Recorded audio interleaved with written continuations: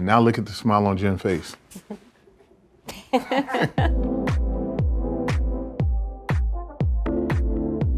My name is John Mosley, and today I'm gonna be sharing with you and my awesome guest, Jen, how to actually create a feminine, masculine haircut with a lot of messy texture.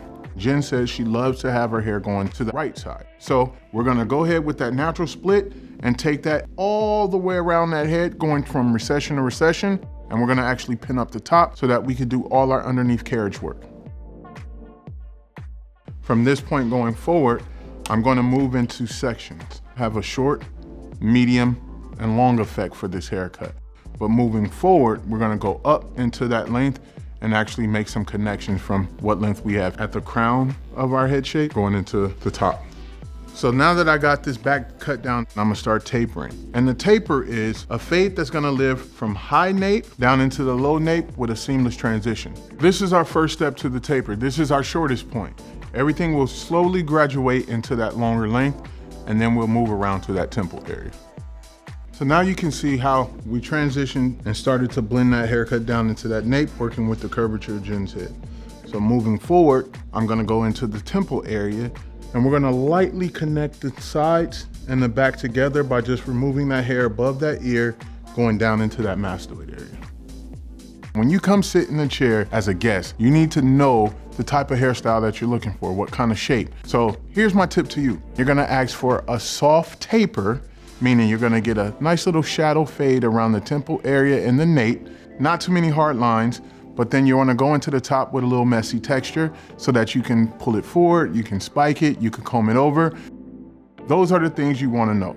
What type of taper, no hard lines, and you're looking for messy texture. So we went in and created a round shape for Jen. That round always is gonna give you softness. But now, Jen says one of her favorite things about her hair is the fact that she loves this longer length up top. So what I'm going to do is I'm going to utilize over direction. I'm gonna start out in the back section with a stationary guideline and pull every section back to this guideline so that we keep the longer length in the front so that Jen can kind of wear it out of her face and over to the side. We're back with the finished look. The benefit of cutting hair and putting texture inside of the cut while you're cutting it is so that you could get this effect. If you notice, there's little texture marks going through to create movement in this haircut, especially because Jen wants to keep this hair flowing and out of her face. So you want to add that texture and that movement to help support that finished look.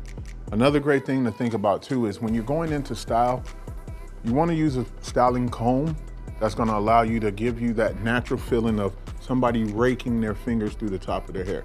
So you might want to use a comb. You can actually use the pick side of the comb if you want to get a little more lift and volume, or you can actually come in and lift with a little bit with your fingers.